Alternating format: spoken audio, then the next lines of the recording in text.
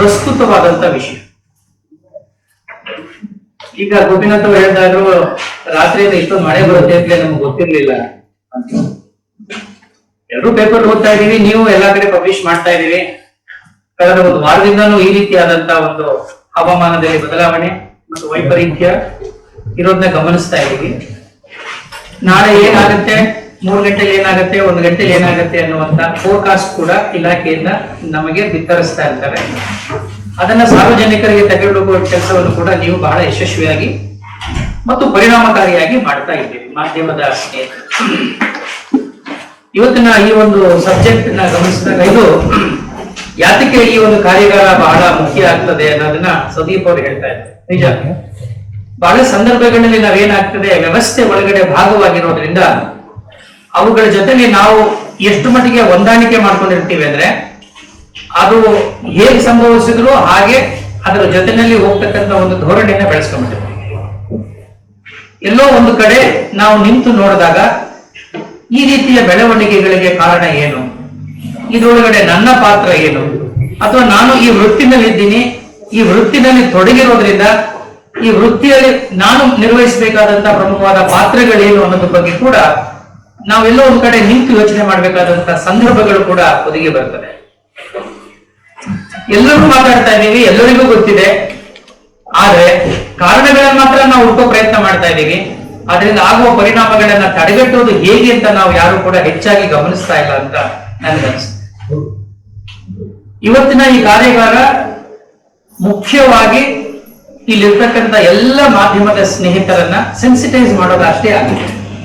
ಯಾಕೆಂದ್ರೆ ಎಷ್ಟೋ ಸಂದರ್ಭಗಳಲ್ಲಿ ನಮಗೆ ಪೂರ್ಣ ಮಾಹಿತಿ ಅಥವಾ ಪೂರ್ಣ ಜ್ಞಾನವಿಲ್ಲದೆ ನಾವು ಒಂದ್ ರೀತಿ ಈ ಗಾಳಿ ಬಂದ ಕಡೆ ತೂರ್ಕೊಂಡು ಆಗಿ ಕೆಲಸ ಮಾಡ್ತಾ ಇರ್ತೀವಿ. ಅದನ್ನಲ್ಲೂ ಜರ್ನಲಿಸ್ಟ್ ಅಂತೂ they will be always racing against the time. ಎಷ್ಟು ಮಟ್ಟಿಗೆ ಅಂದ್ರೆ ಡೆಡ್ ಲೈನ್ ಅವರಿಗೆ 6 ಗಂಟೆ ಅಂದ್ರೆ 6 ಗಂಟೆ, 3 ಗಂಟೆ ಅಂದ್ರೆ 3 ಗಂಟೆ. ಆ 3 ಗಂಟೆ ನಂತರದಲ್ಲಿ ಏನ್ ಕೊಟ್ಟರು ನಾಳೆ ಇರೋದು ಪೇಲವ, ಇಟ್ ಬಿಕಮ್ಸ್ ಔಟ್ಡೇಟೆಡ್ ನ್ಯೂಸ್. ಅಷ್ಟು ಒಳಗಡೆನೆ ಒಬ್ಬ ಪತ್ರಕರ್ತ ತನ್ನಲ್ಲಿರ್ತಕ್ಕಂಥ ಬುದ್ಧಿವಂತಿಕೆ, ತನ್ನಲ್ಲಿರ್ತಕ್ಕಂಥ ಸಮಯ ಪ್ರಜ್ಞೆ ಮತ್ತು ಸಾಮಾನ್ಯ ಜ್ಞಾನ ಇಷ್ಟನ್ನು ಬಳಸಿಕೊಂಡು ತನ್ನ ಕಾರ್ಯವನ್ನು ಕೂಡ ಅತ್ಯಂತ ಯಶಸ್ವಿಯಾಗಿ ಆತ್ಮತೃಪ್ತಿಯಿಂದ ಮಾಡಬೇಕು ಅಂದಾಗ it is a very big challenge. ಆ ಚಾಲೆಂಜ್ ಅನ್ನ ನೀವು ಯಶಸ್ವಿಯಾಗಿ ಮಾಡಲಿ ಅನ್ನೋ ಕಾರಣಕ್ಕಾಗಿಯೇ ಇಂಥ ಕಾರ್ಯಾಗಾರಗಳು ನಿಮಗೆ ಸಹಾಯ ಮಾಡ್ತದೆ. ಟೆಕ್ನಿಕಲ್ ಔಟ್ಪುಟ್ಸ್ ನ ಕೊಡುತ್ತೆ, ನಿಮಗೆ ಬೇಕಾದಂತ ರೀತಿಯಾದಂತಹ ಒಂದು ಕೆಪಾಸಿಟಿ ಬಿಲ್ಡಿಂಗ್ ಅಂತ ನಾವೇನ್ ಹೇಳ್ತೀವಿ, ಸಾಮರ್ಥ್ಯವನ್ನು ಅಭಿವೃದ್ಧಿ ಮಾಡೋ ಕೆಲಸವನ್ನ ಇದು ಮಾಡ್ತದೆ. ಆದರೆ ನಿಮಗೆ ನಾವು ಸಾಮರ್ಥ್ಯ ಅಭಿವೃದ್ಧಿ ಮಾಡೋದ್ರಿಂದ ಏನು ಬಹಳ ಮುಖ್ಯ ಆಗುತ್ತೆ ಅಂದ್ರೆ through you the intention of the workshop is to see that the entire community gets benefited. ಪತ್ರಕರ್ತರಿಗೆ ಈ ರೀತಿಯಾದಂತಹ ಸಾಮರ್ಥ್ಯ ಅಭಿವೃದ್ಧಿ ಕಾರ್ಯಾಗಾರ ಆಗೋದ್ರಿಂದ ತಾವು ಬಿತ್ತರಿಸ್ತಕ್ಕಂಥ ಮಾಹಿತಿಗಳು ನಿಖರವಾಗಿರ್ಬೇಕು, ತಾವು ಬಿತ್ತರಿಸ್ತಕ್ಕಂಥ ಅಥವಾ ಪ್ರಚಾರ ಮಾಡ್ತಕ್ಕಂಥ ಸುದ್ದಿಗಳು ಸಾಕಷ್ಟು ಸತ್ಯಕ್ಕೆ ಹತ್ತಿರವಾಗಿರ್ಬೇಕು. ಆ ಮೂಲಕವಾಗಿ ಇಡೀ ಸಮುದಾಯವನ್ನ ನಾವು ಬಿಲ್ಡ್ ಮಾಡ್ತೀವಲ್ಲ, ಕೆಪಾಸಿಟಿ ಬಿಲ್ಡ್ ಮಾಡ್ತೀವಲ್ಲ, ಅದಕ್ಕೆ ಬಹಳ ಮುಖ್ಯವಾಗ್ತದೆ ಅಂತ ನನಗಿರುವ ಸೀಮಿತವಾದ ಅನುಭವದಲ್ಲಿ ನನಗೆ ಗೊತ್ತಿಲ್ಲ. ನನ್ನ ಎಲ್ಲ ಸರ್ವಿಸ್ಗಳು ಈ ತರ ಹಿಂದಿ ಏರಿಯಾಗಳಲ್ಲಿ ಹೆಚ್ಚು ಕೆಲಸ ಮಾಡಿದ್ರು. And most of the times I have spent only interacting and also facing problems with related to natural calamities. ಬಹುತೇಕ ದೊಡ್ಡ ದೊಡ್ಡ ಕ್ಯಾಲಮಿಟೀಸ್ಗಳು ನನ್ನ ಸರ್ವಿಸ್ ನಲ್ಲೂ ಕೂಡ ನಾನು ಅನುಭವಿಸಿ ಅದರಲ್ಲಿ ಇರ್ತಕ್ಕಂಥ ಚಾಲೆಂಜಸ್ ಗಳನ್ನ ಫೇಸ್ ಮಾಡಿ ಸಾಕಷ್ಟು ಪಾಠಗಳನ್ನ ಕಲ್ತ್ಕೊಂಡು ಬಂದಿದ್ದೀನಿ. Incidentally I have also bean trained by the national defence disaster academy, India ಕೂಡ ಟ್ರೈನಿಂಗ್ ಆಗಿರೋದ್ರಿಂದ ಸ್ಪೆಷಲಿ ಇನ್ ಲ್ಯಾಂಡ್ ಸ್ಲೈಡ್ಸ್. ನಮಗೆ ಇಲ್ಲಿ ಲ್ಯಾಂಡ್ ಸ್ಲೈಡ್ಸ್ ಬಗ್ಗೆ ಗೊತ್ತಿಲ್ಲ. ಕರ್ನಾಟಕ ಅಂತ ಹೇಳಿದಾಗ ಅದರ ಜಾಗ್ರಫಿನ ನೋಡಿದ್ರೆ, ಟೋಪೋಗ್ರಫಿ ನೋಡಿದ್ರೆ 31 ಜಿಲ್ಲೆಯೂ ಒಂದೇ ತರ ಇಲ್ಲವಲ್ಲ, ಒಂದೊಂದು ಜಿಲ್ಲೆಯಲ್ಲಿ ಒಂದೊಂದು ರೀತಿ ಇರ್ತದೆ. ಉದಾಹರಣೆಗೆ ನಮ್ಮ ಕರಾವಳಿ ಪ್ರದೇಶ ಅಥವಾ ಈ ಬೆಟ್ಟಗುಡ್ಡ ಮಲೆನಾಡಿನ ಪ್ರದೇಶಕ್ಕೆ ಹೋದ್ರೆ ನಿಮಗೆ ಅಲ್ಲಿ ಇರ್ತಕ್ಕಂಥ ನ್ಯಾಚುರಲ್ ಕೆಲಾಮಿಟೀಸ್ಗಳೇ ಬೇರೆ. ನಾವು ಈ ಭಾಗ ಬಯಲು ಪ್ರದೇಶದಲ್ಲಿ ಅಥವಾ ಇಂತಹ ಜಾಗಕ್ಕೆ ಬಂದಾಗ ಇಲ್ಲಿ ನಾವು ಎದುರಿಸತಕ್ಕಂಥ ಕೆಲಾಮಿಟಿಗಳೇ ಅಥವಾ ವಿಕೋಪಗಳೇ ಅಥವಾ ವಿಪತ್ತುಗಳೇ ಬೇರೆ. ಸೊ ಅದಕ್ಕೆ ತಕ್ಕ ಹಾಗೆ ನಾವು ಕೂಡ ಸಿದ್ಧತೆಯನ್ನು ಮಾಡ್ಕೋಬೇಕಾಗತ್ತೆ. ಅದಕ್ಕೆ ತಕ್ಕ ಹಾಗೆ ನಮ್ಮ ಕಮ್ಯುನಿಟಿಯನ್ನು ಕೂಡ ನಾವು ಸೆನ್ಸಿಟೈಸ್ ಮಾಡಿ ಬಿಲ್ಡ್ ಮಾಡಬೇಕಾಗತ್ತೆ. ಈಗ ನಾನು ಇಲ್ಲಿ ಇದ್ಕೊಂಡು ಲ್ಯಾಂಡ್ ಸ್ಲೈಡ್ ಬಗ್ಗೆ ಮಾತಾಡಿದ್ರೆ it becomes irrelevant. But knowledge of landslide and how you handle a crisis and a disaster, it is very very important. ಸಾಮಾನ್ಯವಾಗಿ ಒಂದು ಡಿಸಾಸ್ಟರ್ ಅಂತ ಹೇಳಿದಾಗ ನಾವು ಅಂದ್ಕೊಳ್ಳೋದು ಏನಪ್ಪ ಅಂದ್ರೆ we divide that into 3 different stages. ಒಂದು pre disaster, during disaster and after disaster. ಯಾವುದೇ ವಿಪತ್ತು ಬಂದಾಗ ಆ ವಿಪತ್ತು ಪೂರ್ವದಲ್ಲಿ ನಾವು ಏನೆಲ್ಲ ತಯಾರಿಕೆ ಮಾಡ್ಕೋತೀವಲ್ವಾ, ಸಿದ್ಧತೆ ಮಾಡ್ಕೋತೀವಲ್ವಾ, ಅದನ್ನ ನಾವು ಪ್ರೀ ಡಿಸಾಸ್ಟರ್ ಫೇಸ್ ಅಂತ ಕರಿತೀವಿ. ಡ್ಯೂರಿಂಗ್ ಡಿಸಾಸ್ಟರ್, ಡಿಸಾಸ್ಟರ್ ಸಂಭವಿಸಿದಾಗ ಹೇಗೆ ನಾವು ನಡ್ಕೋತೀವಿ, ನಿಭಾಯಿಸ್ತೀವಿ. ಆ ನಂತರದಲ್ಲಿ 3ನೇ ಹಂತದಲ್ಲಿ ಕೂಡ ಹೇಗೆ ಮಾಡಬೇಕು ಅಂತ ಇಡೀ ಡಿಸಾಸ್ಟರ್ ನ ಗಮನದಲ್ಲಿ ಇಟ್ಟು ನೋಡಿದಾಗ ಈ 3 ಹಂತಗಳ ಬಗ್ಗೆ ಪತ್ರಕರ್ತರಿಗೆ, ಅಧಿಕಾರಿಗಳಿಗೆ, ಸಾರ್ವಜನಿಕರಿಗೆ, ವಿಶೇಷವಾಗಿ NGOಗಳಿಗೆ ಸಂಪೂರ್ಣವಾದ ಮಾಹಿತಿ ಇರಬೇಕಾದದ್ದು ಬಹಳ ಮುಖ್ಯ ಅಂತ ನನಗನ್ಸುತ್ತೆ. ಇದು ನ್ಯಾಚುರಲ್ ಡಿಸಾಸ್ಟರ್. ಈ ಭಾಗದಲ್ಲಿ ಬಹುಶಃ ಈ ಮ್ಯಾನ್ ಮೇಡ್ ಡಿಸಾಸ್ಟರ್ಸ್ ಜಾಸ್ತಿ ಆಗುತ್ತೆ rather than natural disasters. Man made ಅಂತಂದ್ರೆ it could be fire accident, it could be even road accident, and it could be gas leakage, anything, ಏನ್ ಬೇಕಾದ್ರೂ ಆಗ್ಬೋದು. ಅದು ಮನುಷ್ಯನ ಅವನ ಒಂದು ನಿರ್ಲಕ್ಷ್ಯದಿಂದ ಆಗ್ತಕ್ಕಂಥ.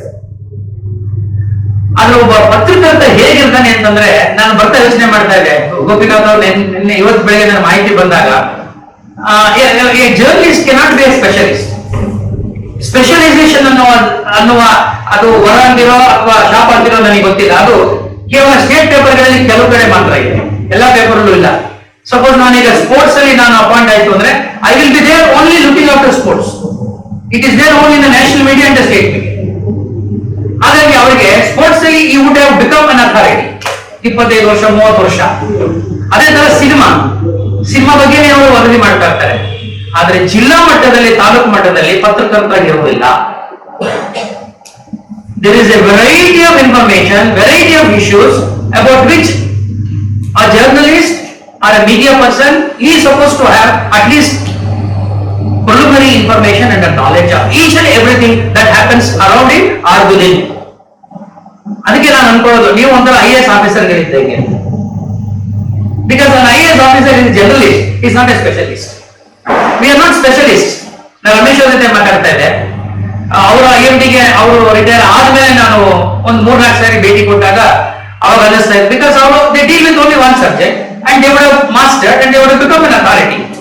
ಇಡೀ ದೇಶದ ಹವಾಮಾನದ ಬಗ್ಗೆ, ಈ ತರ ಕ್ಲೈಮೇಟ್ ಚೇಂಜ್ ಬಗ್ಗೆ, ಎಲ್ಲದ್ರ ಬಗ್ಗೆ ಕೂಡ ಅತ್ಯಂತ ನಿಖರವಾಗಿ, ಪರ್ಫೆಕ್ಟ್ ಆಗಿ ಎಕ್ಸ್ಪರ್ಟ್ ಒಪಿನಿಯನ್ ಕೊಡುವಂತ ಮಟ್ಟಕ್ಕೆ ಅವ್ರು ಬೆಳೆದ್ಬಿಟ್ಟಿರ್ತಾರೆ. Because they deal with that for the whole lifetime. But IAS officer ಆಗಿ ಆಗೋಕ್ಕಾಗೋದಿಲ್ಲ. ನೀವು ಹಂಗೇನೆ ನಮ್ ತರ ಎಲ್ಲಾ ವಿಚಾರನೂ ಗೊತ್ತಿರಬೇಕು. ಆದ್ರೆ ನಿಮ್ಮಲ್ಲಿ ಏನು ಬಹಳ ಮುಖ್ಯವಾಗಿರಬೇಕು ಅಂದ್ರೆ ನನ್ನ ಪ್ರಕಾರ ಒಂದು 3-4 ಗುಣ ಬೆಳೆಸ್ಕೋಬೇಕು ನೀವು. ಒಂದೇನಪ್ಪ ಅಂದ್ರೆ the presence of mind. The presence of mind for any scribe or a journalist is very very important in dealing with any kind of activity or even a disaster or a crisis. ಎರಡು ಬಹಳ important. Common sense ಬಹಳ important. Bernard Shaw ಹೇಳ್ತಾನೆ, common sense is the most uncommon thing in this world ಅಂತ. But ಏನು ಮಾಡೋಕ್ಕಾಗಲ್ಲ, ಬೆಳೆಸಲೇಬೇಕು. Common sense is the most uncommon thing in the world ಅಂತ Bernard Shaw ಹೇಳ್ತಾನೆ. But common sense plays a very very important role, especially for the journalists. ಮೂರನೇದು ನಿಮಗೆ ಬಹಳ ಮುಖ್ಯವಾಗಿ ಬೇಕಾಗಿರ್ತಕ್ಕಂಥದ್ದು ಏನಪ್ಪ ಅಂದ್ರೆ, you should have a very good rapport with the public. Your connectivity with the community, that plays a very very important role to be a successful journalist. ಇವು ಮೂರು ಒಬ್ಬ ಜರ್ನಲಿಸ್ಟ್ ಇರಬೇಕು, ಒಬ್ಬ ಅಧಿಕಾರಿಗೆ ಹೇಗಿರಬೇಕು ಆ ರೀತಿ ನಿಮ್ಮಲ್ಲಿ ಇರಲೇಬೇಕು. ಆಗ ನೀವು ಯಾವುದೇ ಸಬ್ಜೆಕ್ಟ್ ಕೊಟ್ಟರುವೆ, ಎಷ್ಟೇ ಕ್ಲಿಷ್ಟಕರವಾದ ಸಂದರ್ಭ ಇದ್ರುವೆ, ಅಥವಾ ಯಾವುದೇ ವಿಪತ್ತು ಬಂದರೂ ಕೂಡ ಬಹಳ ಅಚ್ಚುಕಟ್ಟಾಗಿ ನೀವು ನಿಭಾಯಿಸಲಿಕ್ಕೆ ಸಾಧ್ಯ.